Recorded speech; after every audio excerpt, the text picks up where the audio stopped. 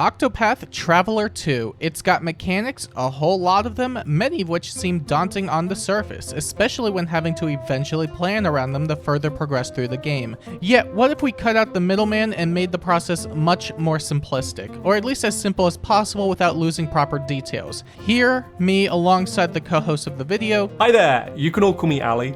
I go on YouTube by The One and Ali, and you can find my channel where I upload discussion videos and the like. As for Octopath Traveler, I've been a huge fan since the first game, and I've dabbled in a few challenge runs and low-level runs, that kind of thing. Now that we finally got our hands on the second game, I've been sinking my teeth into every part of it I possibly can. So I'm really looking forward to having some great discussions about all of these characters and everything they have to offer. We'll be going over a rundown of each traveler alongside notable combinations and team recommendations to not only make the process of traversing through the game much easier, but also more enjoyable. That being said, if you already have a general idea of how each traveler functions, feel free to skip to this time for the team composition ideas. Otherwise, let's kick things off with everyone's favorite brooding, vengeful scholar, Oswald. Oswald starts out with some of the best elemental coverage in the game thanks to his innate fire, ice, and lightning magic on top of the occasional staff usage that could otherwise prove useful. This is only exemplified by his ability to strike twice with magic through the advanced magic move and elemental barrage, which can randomly check weaknesses by randomly dishing out his respective elements. That being said, the latter may not be as needed thanks to his talent, Analyze. At the beginning of a fight, he'll reveal weakness that has yet to be discovered, thus speeding up the process of determining the rest of the foe's weakness lineup. Although he can always use the move Analyze, it's different I promise, to show an additional weakness in the amount of present HP on the foe. This is especially helpful in tandem with his latent power, which turns his area of effect magical attacks into single target spells that deal additional damage to the target.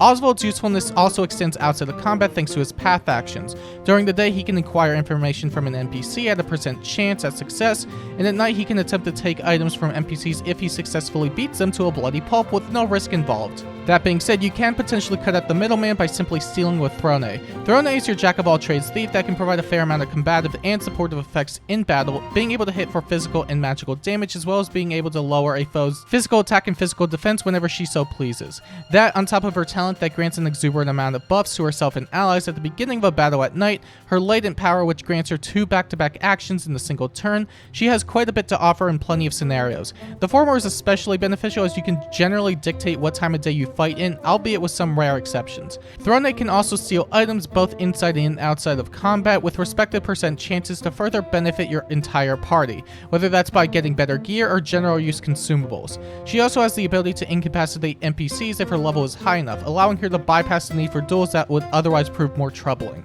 However, I have no doubt that someone like Hikari can hold his own in a fight. Hikari is a warrior which may seem tame on the surface, seeing as the job only covers swords and polearms and not much else beyond self-buffs. However, when taking his talent into account, he becomes much more opposing, which is readily apparent once you unlock it.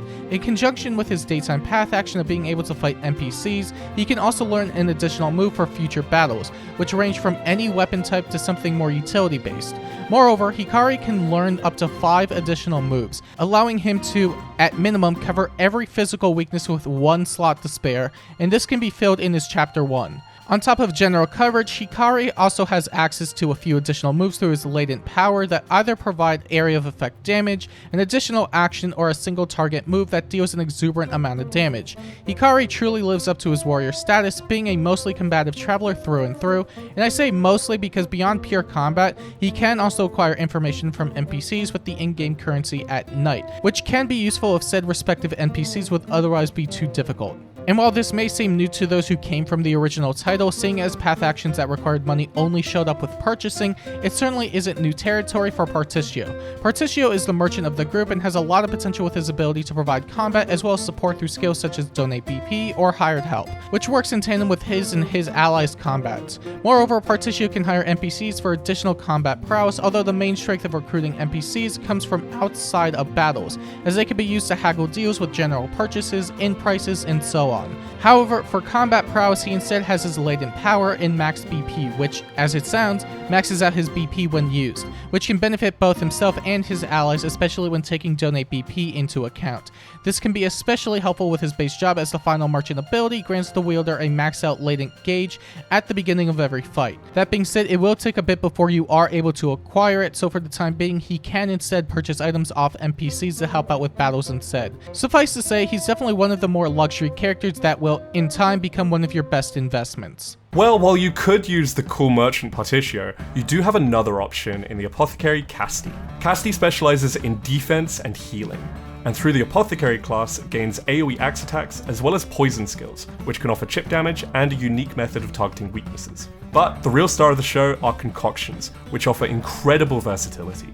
Through these, Casti can deal chip damage to wind, dark, and light elements, heal HP, SP, and recover BP, and offer all manner of augments and buffing effects. And Casti's concoctions are made all the more powerful by her latent power, which allows her to create concoctions without using any reagents. While this may not seem too powerful at first, the limited availability of many incredibly powerful reagents in the early to mid game means that this latent power is crucial for high power effects. Outside of combat, Casti is your best source of inquiry, allowing her to gain information from NPCs with ease. And at night, she can put allies to sleep to allow her access to areas that would otherwise be inaccessible. While Temenos as a character may be full of deceit, his playstyle as a cleric is much more straightforward and easy to understand.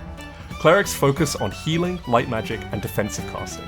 In addition, you've got Mystical Staff, which is a 2-hit staff attack, fantastic for maintaining high SP costs. Temenos' latent power allows him to crack shields without targeting specific weaknesses. While it's a powerful skill on its own, it benefits from multi-hit abilities that he can obtain through subjobs. Though on its own, the 2-hit Mystical Staff is never a bad option. Outside of combat, Temenos can guide allies and also bring them into combat through summoning, if need be, as well as acquire information through interrogations, shall we say. Regardless, Temenos is a capable support unit, probably among the best of the cast. So if you've got allies that need help, he's the one to offer it. Next, we have the only damage dealer capable of rivaling Hikari, and that's Ochette. Equipped with the Hunter class, Ochette can offer a range of powerful attacks, specializing in bows and axes. In addition, with support options, you've got Leghole Trap, allowing you to manipulate speed control, and Mercy Strike, which helps enable Ochette's talent art, capturing monsters. Unlike the first game, monsters in Octopath 2 have infinite uses. However, whereas Hikari's learned skills are tied directly to his own strength, the power level of Ochette's monsters is self-contained, meaning if you capture an incredibly powerful monster, you've got an incredibly powerful monster to summon into battle. And if the damage offered through her monsters isn't enough, you have her latent power, offering 3 non-elemental attacks: Beastly Claws, Beastly Howl, and Beastly Fangs. While these can't exploit weaknesses like Hikari's Shadowhold can, the trade-off is that these come with incredibly powerful base numbers, allowing Ochette to deal immense damage. Outside of combat, Ochette can duel NPCs with her Provoke command with monsters, and she can befriend allies to summon into battle if she has the resources available. And last but certainly not least is Agnea, the Dancer. Agnea is an incredibly well-rounded unit, though similarly to Temenos, isn't very individually strong. Through the Dancer class, she has access to a wide range of buffs, as well as a unique AoE attack in Dagger Dance. While these buffing effects are strong, they really come into their own when paired with her talent art as well as her latent power. Agnea's talent allows her to guide NPCs into combat, and while she shares this talent art with other travelers, what's unique about Agnea is that her allies will augment her buffing effects. Note that while this includes things like Lion Dance and Peacock Strut, it also includes Dagger Dance, meaning you can utilize allied effects regardless of whether you're buffing or attacking. Agnea's latent power allows her to extend single target attacks and buffs to the entire party or the entire enemy group. This has a number of great uses within her base kit, including buffing your entire party or cracking one shield from the entire enemy group with Ruinous Kick, but this effect really unleashes its true potential when paired with sub-jobs. In addition to the aforementioned guiding of NPCs, Agnea can also entreat NPCs for items, provided she's high enough level to do so. Simply put, there's plenty to consider when looking for a dedicated team to use, especially since each traveler has their own respective benefits that only they can bring. However, it's also important to mention that by specializing in one particular role for a traveler, you'll generally have a much better time putting together teams that bounce off each other well. And this isn't just limited to battles. This can also apply to their respective path actions. I quickly want to thank Tiredness for letting me use this visual reference that you're seeing on screen now. I'll leave a link to him and the post I found it on in the description below. As aforementioned, each traveler is equipped with 2 path actions, with 4 travelers fulfilling a similar path action each for a grand total of 6 available actions to work with. For each relative path action, 2 of the travelers can use it during the day and at night. And while this doesn't necessarily determine how each traveler will go about their action, it does mean that by using certain characters, some path actions will only be available to use during certain times of the day, which is important to highlight as some NPCs will only be available during one time of day, although it will vary. As such, building 2 teams around around path actions may be a worthwhile endeavor if attempting to maximize efficiency across your journey. But what possible combination of travelers can allow for two teams to use every single action at any time of day? Well, it's actually quite simple in retrospect. If attempting to build your teams around the path actions themselves, then you'll have a fairly simple time, as the only set combination that allows for every path action to be used at any time of day involves one team from the western continent and another team from the eastern continent. And to put that in layman's terms, one team consisting of Agnea, Partitio, Hikari, and Casti will cover every path action, and a second team of Oswald, Throne, Temenos, and Ochet will also cover every path action. And when you consider how the travelers are split up, you'll notice that it's one of the easiest team combinations to make, as regardless of where you start, you'll ultimately be able to make that combination the fastest during your respective playthrough. And for what it's worth, the power dynamic between both teams are split fairly well. You have Hikari and Ochet on two separate teams, meaning that in terms of general damage output, each of them can hold their own. Moreover, Casti can cover a fair amount of elemental weaknesses thanks to Concoct, so if worried about covering anything elemental or non-physical, then both sides will have their respective ability to target said stats and weaknesses, since Oswald can also cover up to 3 elemental weaknesses. And for Partitio and Throne, they both have a fair amount of utility thanks to their jack-of-all-trades nature. The former with hired help, donate BP, and the max BP latent power, and the latter with shackled foe, armor corrosive, HP thief, surprise attack, as well as the latent ability of being able to take 2 consecutive actions. As such, there's a fair amount of benefits to simply running 2 teams based on their path actions alone. One thing that's important to note, and this is I think particularly interesting given I know you and I had different approaches to how we used our teams in the main game.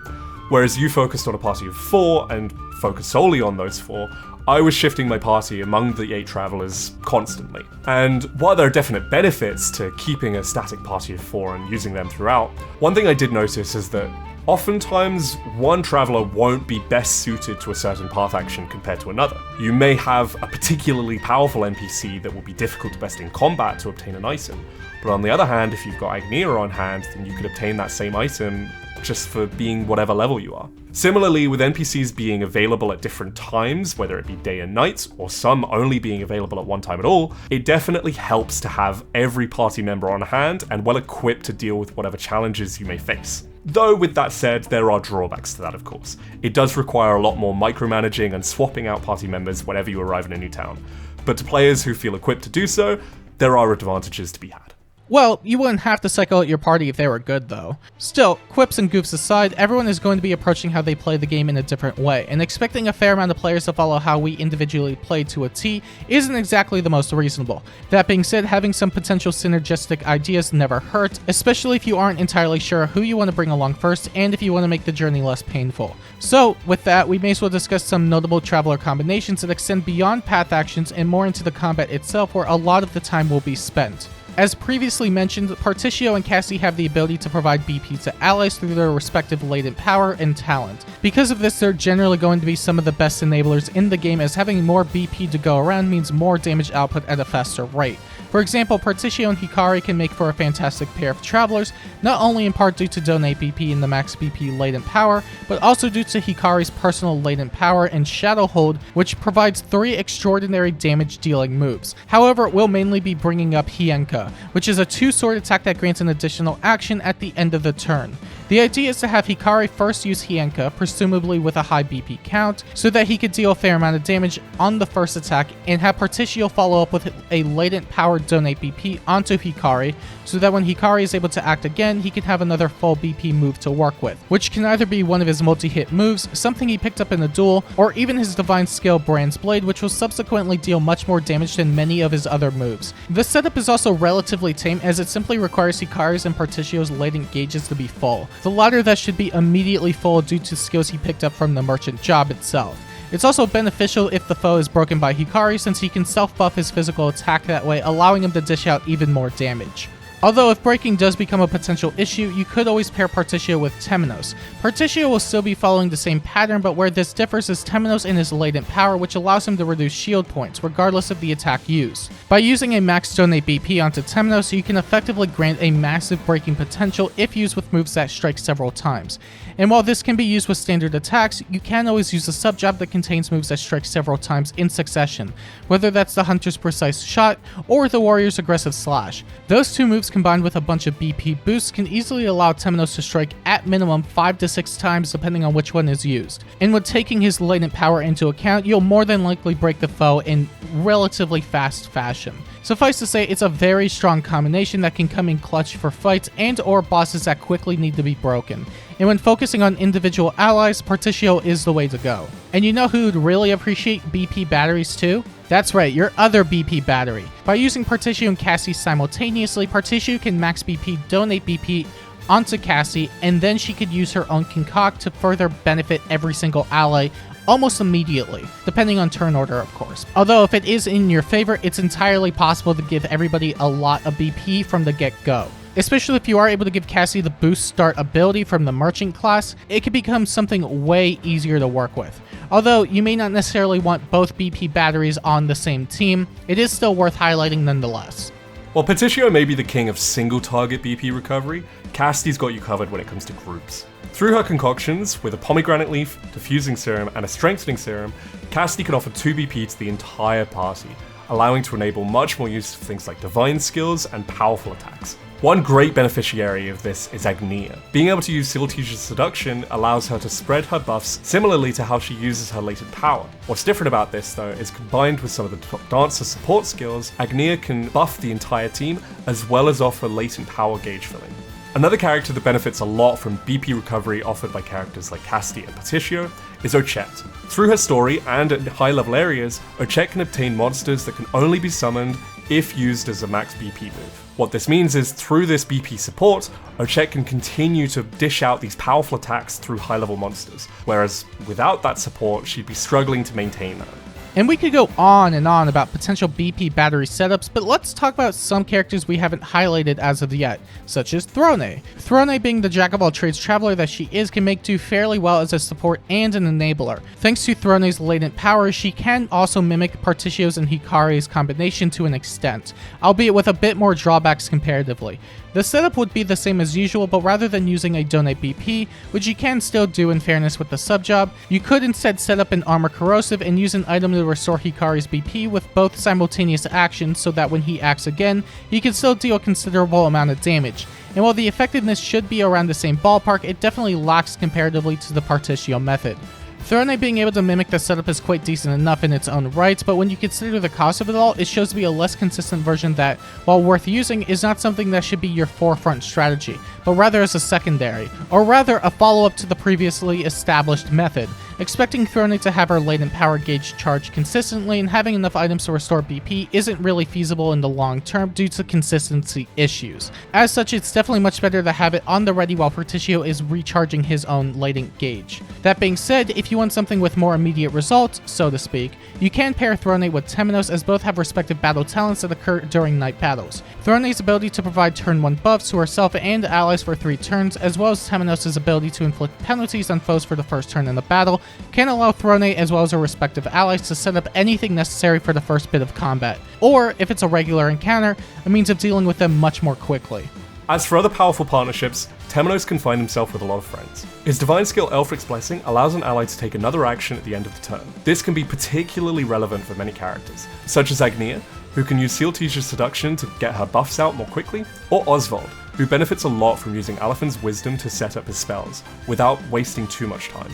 You're telling me you want to make the intimidating brute scholar into an intimidating brute? Wouldn't you rather use him as the kind and considerate person that he doesn't come off as? Although in retrospect, Oswald's combination prowess is not nearly as potent as the previously aforementioned travelers, as the scholar job isn't very synergetic for much outside of the scholar job itself, seeing as one move directly affects a good amount of his innate skills. However, there is one combination that's worth highlighting, and that's with Hikari and Enervating Slash. The idea is to have Oswald use a max BP stroke of genius, which he can then transfer over with the Teach EX skill to Hikari for a harder hitting Enervating Slash, while his latent gauge isn't filled. It is worth mentioning that enervating slash isn't anything particularly unique and can be given to anybody with the warrior sub job. Plus, it does require a fair amount of setup, which is why I do think if you do attempt it, you're better off using it as a secondary means of dealing damage akin to Throne's strategy with Hikari rather than acting as a forefront strategy, since having to wait 2 turns minimum for it to work isn't something that you can always depend on.